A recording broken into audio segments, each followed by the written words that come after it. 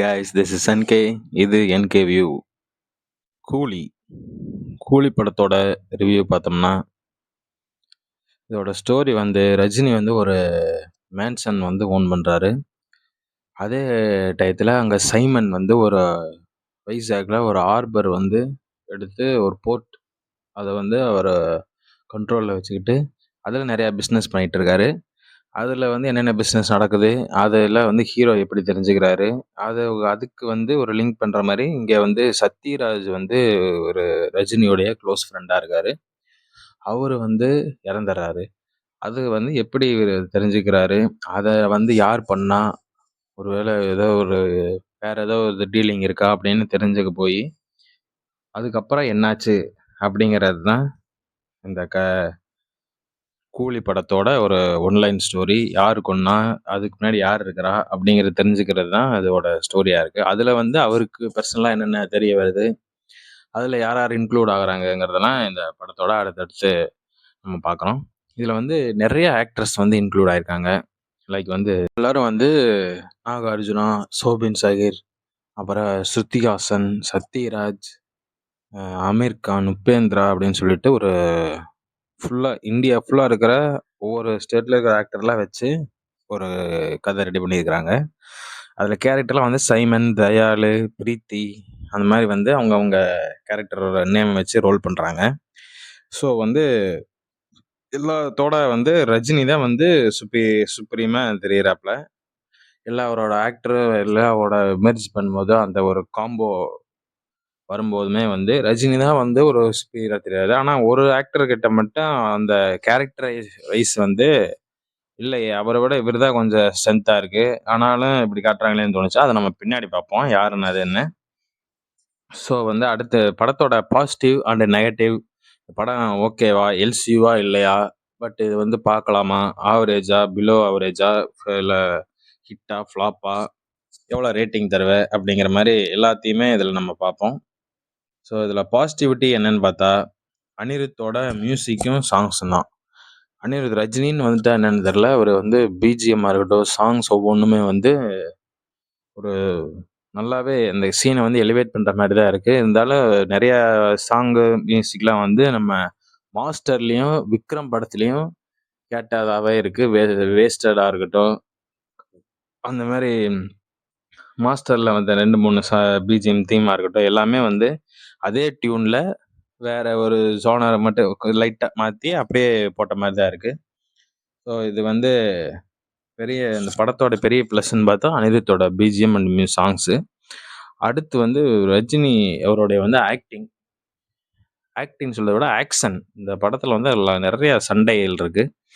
அதில் வந்து அவரோட ஆக்ஷன் வந்து இந்த படம் ஃபுல்லாகவே இருக்கு. அவர் நிறைய எஃபர்ட் போட்டு இந்த ஆக்ஷன் ஃபுல்லாகவே பண்ணியிருக்காரு. அது கொஞ்சம் நல்லா இருக்குன்னே சொல்லலாம்.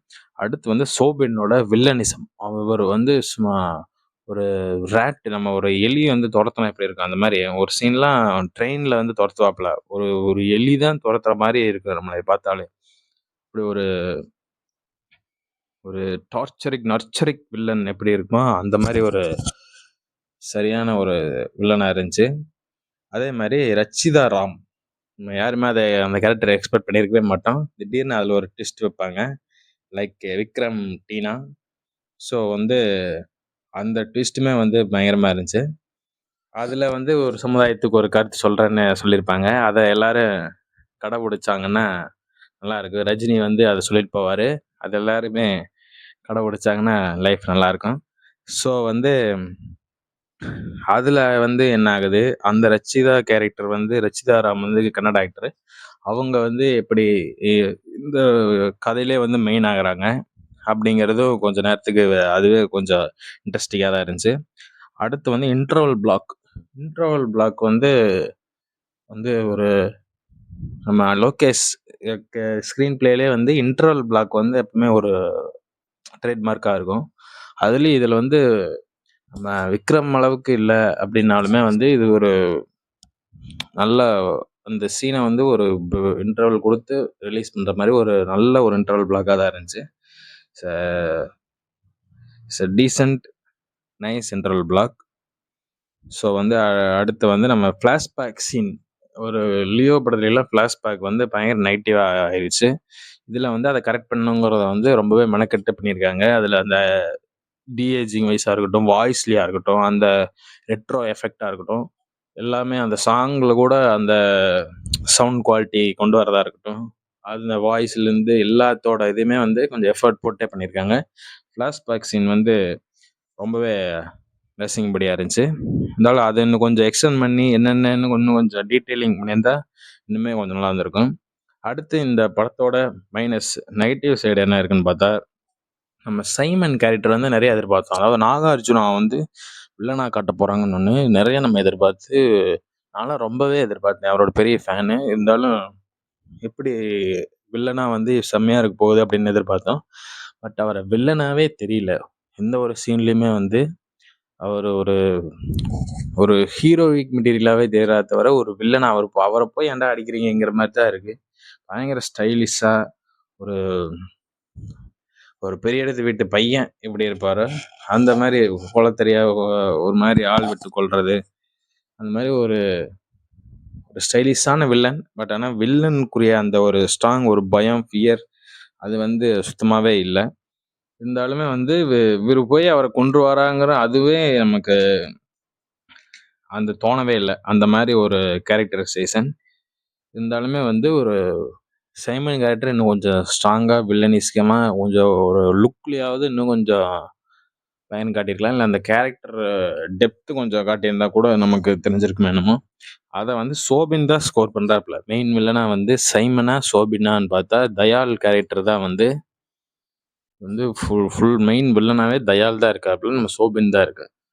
ஸோ வந்து அதுல ஒரு சின்ன கன்ஃப்யூஷன் இருக்கு. வில்லன் யாரு? நாங்க ஆடியன்ஸ் வந்து யாரு மெயின் வில்லனா வச்சுட்டு பார்க்கணுங்கிறதுல வந்து பயங்கர ஒரு ஒரு குழப்பம் இருந்துச்சு. அத வந்து கடைசியில ஆளுக்கு நாங்க 2 பேருமே வில்லனுங்க தான்னு ஆளுக்கு ஒரு பழி வாங்குற மாரி 2 பேரு அவங்கவங்க ரிலேட் சம்மந்தப்பட்டத வந்து அவங்கவங்க கொன்னுக்குறாங்க. அதுல வந்து ஈக்குவலிசம் காட்டுற மாரி அதுல ஒண்ணு இருக்கு. ஸோ அப்படிதான் இருக்குன்னு பார்த்தா, நம்ம அடுத்து ஃபர்ஸ்ட்டு ஃபர்ஸ்ட் ஆஃப் ஸ்டோரி வந்து ரொம்பவே ஸ்லோவா ஒரு ஸ்டோ அந்த ஸ்க்ரீன் பிளேவா இருக்கட்டும், ஸ்டோரியே வந்து கொஞ்சம் வீக்கான மாரியே இருந்துச்சு. இன்னும் கொஞ்சம் அது எப்படி சொல்றதுன்னு தெரியல. இருந்தாலும் வந்து நல்ல ஸ்டோரி ரெடி பண்ணியிருக்கலாம்னு தான் தோணுது. அதே மாரி நெக்ஸ்ட்டு உபேந்திரா கேரக்டர் வந்து அவரு தெரியவே இல்ல. அவர் தெரிஞ்சு ஃபர்ஸ்ட் ஸ்டார்ட்டிங்ல வந்து அது பேக் ஷாட் காட்டுறாங்க. சரி இவரு தான் தெரிஞ்சிருச்சு. இந்த ரூம்ல இருக்காருன்னு தெரிஞ்சிருச்சு. பட் அத எந்த ஒரு காரணத்துக்குமே அத கொண்டு வரவே இல்ல. அவர நெறைய யூஸ் பண்ணியிருக்கலாம்னு தான் தோணுச்சு. நெறைய நெறைய சீன்ல வந்து அந்த ஆர்பர் சீன்ல, போர்ட் சீன்ல நெறைய அதுல வந்து அந்த கேரக்டர கொஞ்சம் இன்வால்வ் பண்ணியிருந்தா இன்னுமே கொஞ்சம் எஃபிஷியன்ட்டா இன்னுமே கொஞ்சம் இதா இருக்கும்னு நெனச்சேன். கேரக்டர் கொஞ்சம் ரொம்பவே வீக்கான கேரக்டரைசேஷனா இருந்துச்சு. ரொம்ப ஒருமே அவருக்கு உண்டான டீட்டெயிலிங்கும் இல்ல. அந்த யூசேஜுமே இல்லாம இருந்துச்சு. No usage of Upendra character. காளிசாங்கிற கேரக்டர் வந்து ஒரே ஒரு ஃபைட் சீனுக்கு வந்து ஹெல்ப் பண்றாரு. அவ்வளோதான். மத்தபடி கடைசியில ஒரு கொலாபுக்கு வந்து ஹெல்ப் பிடிக்கு வந்து பார்ட்னருக்கு ஹெல்ப் பண்றாரு. மத்தபடி அவரு எந்த யூசேஜுமே இல்ல. அடுத்து பார்த்தீங்கன்னா, ஸ்ருதி கேரக்டர். ஸ்ருதிஹாசன் வந்து இந்த படம் ஃபுல்லாவே வந்து ஸ்ருதிஹாசன் இருக்காங்க. ஆனா வந்து சோபின் கூட வந்து ரொம்ப நேரம் வந்து ட்ராவல் பண்றாங்க. அடி வாங்கிட்டே இருக்கிறாங்க. எங்க கூப்பிட்டாலும் இழுத்துட்டு போயிடுறாங்க. எல்லாம் வர்றாங்க. பட் வந்து எந்த ஒரு சீன்லயுமே வந்து அவங்க ஒரு போல்டா எடுத்து அவன திருப்பி ஏதோ ஒரு ஒரு அடிக்கிற மாரியோ, ஏதோ ஒரு பண்ற மாரியோ வந்து ஒரு சீன் வச்சிருக்கலாம். அது வந்து ஒரு பெர்மிஷன் கேட்டு அடிக்கிற மாரி ஒரே ஒரு சீன் இருக்கும். பட் இருந்தாலும் ஒரு அந்த ரச்சிதா ராமுக்கு வச்ச கேரக்டர் ஒரு சீன வந்து ஒரு சின்ன ரோலாவது இன்னும் வச்சிருக்கலாமோன்னு தான் தோணுச்சு. அடி வாங்கிட்டே இருக்கிறாங்க. ஒரு கோவம் கூட வரமாட்டேங்குது. ஒரு என்னதான் வீக்கான உமனா இருந்தாலும், ஒரு சின்ன கோவமாவது வரும். எப்பவுமே அழுதுகிட்டே ஒரு மாரி வீக்காவே இருக்கிற மாரியே ரொம்ப த்ரோ அவுட் ஃபிலிம் இருந்தாங்க. எந்த டயத்துலயுமே சோபின் வந்து கொன்றுக்கலாம். ஆனா அவனும் கொல்ல மாட்றான். சும்மா இழுத்துட்டு போயிட்டே இருக்கிறான். பிளாக்மெயிலிங்கே போயிட்டு இருக்குது. அடுத்து வந்து ஒரு நம்ம கூலி வந்து ஒரு மே மே கூலின்னு காட்டுறாங்க. அடுத்து வந்து ஒரு மேன்ஷன் கட்டி, கம்மி விலையில வந்து எல்லாத்துக்கும் வாடகைக்கு குடுத்து, அதுலயும் ஒரு அவங்க கூலி வேலை செஞ்சவங்களே ஒரு 18 பேர வச்சு அங்க தங்கியிருக்கிறாங்க. அவங்களுக்கெல்லாம் எப்படி ரென்ட் அலவன்ஸ் குடுப்பாங்கன்னு தெரியல. இருந்தாலும் அந்த மாரி ஒரு சினாரியோ இருக்கு. எப்படி கூலி வந்து இப்படியெல்லாம் இருக்க முடியுங்கிற அது ஒரு இருக்கு. காசு வேணான்னு சொல்றாரு. சரி, ஓகே. அத நம்ம அக்செப்ட் பண்ணிக்கலாம். அது வந்து வில்லன், அதாவது ஹீரோவுக்கு உண்டான ஒரு இதுன்னே சொல்லலாம். ஸோ வந்து இத நம்ம அக்செப்ட் பண்ணிக்குவோம். நெக்ஸ்ட் வந்து சைமன் கேரக்டர். அதாவது நாகார்ஜுனா வந்து ஈஸியா ரஜினிய கொன்றுக்கலாம். ஆனா வந்து பண்ணவே இல்ல. எந்த டயத்துலயுமே வந்து கில் பண்ணவே இல்ல. அதே மாரி கிளைமேக்ஸ்ல ஒரு சரியான ஃபைட் இருந்திருக்கலாம். எப்பவுமே ஒரு கமர்ஷியல் ஃபிலிம்னா ஒரு மெயின் வில்லனும், ஹீரோவும் வந்து கிளைமேக்ஸ்ல ஃபைட் ஒரு 5 நிமிஷம் ஃபைட் ஆவது ஹெவியா இருக்கும். இதுல வந்து ஃபைட் இருக்கு. இருந்தாலும் அது அந்த ஒரு ஹெவி, ஒரு அந்த டெப்த்து, லோகேஷ்னாலே ஒரு ஆக்ஷன் இருக்கும். அந்த ஒரு ஆக்ஷன்ல மெனக்கெட்டு பண்ணுவாரு. அந்த ஒரு இது இதுல இல்லைன்னு தோணுச்சு. ஒரு கிளைமேக்ஸ் ஃபைட்ல வந்து அப்படி ஒரு எல்லா படத்துலயுமே வந்து அந்த மெயின் வில்லன், ஹீரோ ஆன ஃபைட் வந்து நம்மளே என்ஜாய் பண்ணி பார்ப்போம். இதுல வந்து அப்படி இல்ல. அதுலயும் அவர ஈஸியா வந்து கொண்டுர்றாங்க. ஸோ வந்து இது அந்த அந்த அதுலயுமே வந்து இன்னும் கொஞ்சம் காட்டியிருக்கலாம்னு தான் தோணுச்சு. அதே மாரி ஒரு சீன் வந்து வாக்கி டாக்கில வந்து அந்த கிளைமேக்ஸ் சீன்ல வந்து சொல்றாங்க, "நான் தான் பொண்ணு, நான் தான் அவங்க அப்பா" அப்படின்னு சொல்லும்போது, அந்த வாக்கி டாக்கி அங்கேயே கேட்கறாங்க. ஆனா அதையுமே வந்து அவங்க ஸ்ருதிக்கு வந்து தெரியாத மாரியே காட்டுறாங்க. நமக்கே தெரியுது வாக்கி டாக்கிலாம் கேட்குதுன்னு. ஆனா அத வந்து ஆடியன்ஸ்க்கு எப்படி புரியாதுன்னு நினைக்கிறாங்கன்னு தெரியல. கடைசி வரைக்கும் அத ஒரு சஸ்பென்ஸா முடிக்கிறாங்க. இந்த சஸ்பென்ஸோடவே சாவுங்கிற மாரி, அவங்க வந்து அந்த ஒரு இத டீட்டெயில தெரியாமயே கடந்து போற மாரி தான் அந்த ஒரு சீன் இருக்கு. அத சொல்லியிருக்கலாம்னு தான் தோணுச்சு. அதுல மறைச்சு என்ன செய்ய போறாங்கன்னு தெரியல. சரி, ஓகே. அடுத்து பார்த்தோம்னா, இதுல பெரிய இது என்னன்னா, லோகேஷ் கனகராஜுங்கிறனால தான் இது பயங்கர ஒரு ஒரு எக்ஸ்பெக்டேஷனுக்குள்ளாச்சு.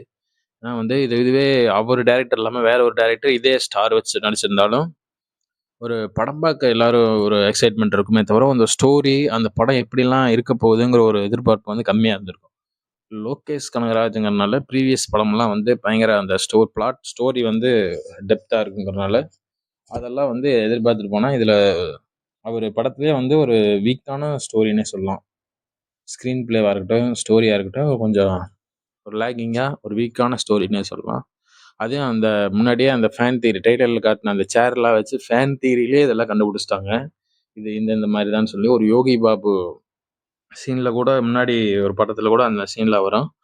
அத வச்சு தான் பண்ணியிருக்கேன்னு ஈஸியாவே அதெல்லாம் முன்னாடியே தெரிஞ்சு போச்சு. பட் அத நம்ம படத்துல பார்க்கும்போது, அது ஒரு பெரிய ஒரு "ஓ! அப்படியா?" அப்படிங்கிற மாரி இல்லாம "ஆமா, அப்படித்தானே" அப்படிங்கிற மாரி தான் இருந்துச்சு. ஸோ வந்து அது ஒரு ஸ்டோரி கொஞ்சம் வீக்கா தெரியுது. அதே மாரி ஆக்ஷன் சீக்வென்ஸ்லாம் வந்து ஒவ்வொரு ஆக்ஷனும் வந்து சூப்பரா இருக்கும் லோகேஷோட படத்துல. இருந்தாலும் இதுல வந்து ஆக்ஷனுமே வந்து ஒரு சில 2, 3 ஆக்ஷன் நல்லா இருந்துச்சு. பட் நெறையா இதுல வந்து அந்த ஒரு கொரி ஆக்ஷன் கொரியோகிராஃபி வந்து இப்ப எல்லாருமே ரசிச்சு பார்க்க ஆரம்பிச்சுட்டாங்க. பட் அது வந்து இதுல கொஞ்சம் மிஸ் ஆயிடுச்சோன்னு தான் தோணுச்சு. அதே மாரி ஃப்ளாஷ்பேக் சீன்ல வந்து அந்த லியோ படத்துல பண்ண மிஸ்டேக் வந்து இதுல கரெக்ட் பண்ணியிருக்கிறாங்க. அது வந்து கொஞ்சம் பாசிட்டிவிட்டி. ஸோ ஸ்க்ரீன் பிளே வந்து கொஞ்சம் லேக் தான் இருக்கு. அதே மாரி அடுத்து லாஸ்ட்டா பார்த்தோம்னா, அமீர் கான் கேமியோ. அமீர் கான உங்க அப்பான்னு சொல்லிட்டு ஒரு கடைசியில கூட்டு வராங்க. அந்த சீனே தேவையில்ல. படமே அதுக்கு முன்னாடியே முடிஞ்சிருச்சு. இது எதுக்கு இந்த மாரி வைக்கிறாங்கன்னு தெரியல. ஒரு பேன் இண்டியன் ஃபிலிம் அப்படிங்கிறனால பண்றாங்களா? சரி, அத நம்ம அடுத்து கடைசியில பார்ப்போம். அதே மாரி அமீர் கான் கேரக்டர் வந்து ஈஸியா எல்லாத்தையும் போட்டுறாப்ல. ஈஸியா எல்லாத்தையுமே போட்டுறலாம். அப்பயும் வந்து ஒரு ஒரு ஹீரோ வந்து கொல்லக்கூடாதுங்கனால, இல்ல எது எப்படின்னு தெரியல. ஒரு பீடி வச்சு ஒரு கொலாப் பண்ணி, ஒரு 3 பேர வச்சு இது பண்றாய்ங்க. ஸோ வந்து அமீர் கான் வந்து இது எப்படி ஸ்கிரிப்ட் அக்செப்ட் பண்ணாருன்னு தெரியல. பயங்கர அதிலயே ஆடியோ லான்ச்லயே இவரெல்லாம் நெறைய இன்டர்வியூலயும் சொல்லுவாங்க, அவரெல்லாம் அக்செப்ட் பண்ண மாட்டாருன்னு. அதேமாரி லோகேஷோட அடுத்த ஒரு படம் நடிக்க போறாரு. அத வச்சுக்கிது இத சும்மா ஒரு ட்ரெய்லர் மாரி வச்சுக்கங்கங்கிற மாரி ஒரு போனஸா இந்த கேமியோ பண்ணி குடுத்துருப்பாருன்னு தான் நெனைக்கிறேன். அடுத்த படத்த வந்து நம்ம பாப்போம். அடுத்த லோகேஷோட அமீர் கான் படமா இருக்கட்டும், கைதி 2வா இருக்கட்டும், அத வந்து நம்ம எப்படின்னு அடுத்து பார்ப்போம். இது வந்து பேன் இண்டியன் படம் அப்படின்னு தான் எடுத்திருக்காங்க. பேன் இண்டியன்னா எல்லா தியேட்டர்லயும் ரசிக்கப்படியா இருக்கணும். எல்லா ஊர்லயும், எல்லா ஸ்டேட்லயும். ஆனா இது வந்து ஒவ்வொரு ஸ்டேட்ல இருந்து ஒவ்வொரு ஆக்டர வச்சு எடுத்திருக்காங்க. இருந்தாலும் அந்த ஸ்டோரி பெருசா அந்த இதுல இது பண்ணாதனால, அதுல அந்த இத ஜஸ்டிஃபை பண்ற மாரி இல்ல. ஸோ அது வந்து கொஞ்சம் லேகிங்கா தான் இருக்கு. ஸோ ஓவராலா இந்த படம் ஒர்த்தா ஒரு கமர்ஷியல் ஹிட் அடிக்குமா? இந்த 1000 கோடி வசூல் வருமா? அதெல்லாம் வந்து நம்ம அது ஆடியன்ஸ் சைடு தான் பெரும்பாலான இதில் வந்து அது நம்ம கையில் இல்லை. ஸோ இது வந்து ஒர்த்தான ஃபிலிம்னா ரஜினி படம் வித் லாட் ஆஃப் ஆக்ஷன் அப்படின்னு நம்ம நினச்சி போனோம்னா கண்டிப்பாக இருக்குது. எல்லாருமே அதை என்ஜாய் பண்ணி பார்க்கலாம். ஸோ இது வந்து ஒரு கமர்ஷியல் ஆக்ஷன் என்டர்டெய்னர் படம் வந்து ஒர்த்தான நல்லாவே படம் நல்லா இருக்கு. இருந்தாலும் இந்த ஒரு லாயிங் எல்லாமே தான் இருக்குது. ஸோ படம் வந்து நான் ஒரு ரேட்டிங் கொடுக்குறது வந்து 3/5 with lot of action and music, songs, the dance. The review of Coolie. ஜெயிலர்னே வருது வாயில. ஏன்னா அந்த ஒரு டெம்ப்ளேட்டே நம்ம பார்க்குற மாதிரி இருக்கு. ஜெயிலர், நம்ம கேமியோ, அந்த இது எல்லாமே அப்படியே இருக்கனால ஜெயிலர்னே வருது. ஆனால் ஃபார் பெட்டர் ஜெயிலர்னு சொல்ல முடியுமான்னு கொஞ்சம் சொல்லலாம். இருந்தாலும் ஜெயிலரே நல்ல படம்னு சொல்கிற அளவுக்கு இது இருக்க போகுதுன்னு தான் நினைக்கிறேன். So thank you guys, this is the review of Coolie. கண்டிப்பாக சப்போர்ட் பண்ணுங்கள், ஷேர் பண்ணுங்கள், லைக் பண்ணுங்கள். மறக்காம சர்ப்ரைஸ் பண்ணுங்க. தேங்க்யூ.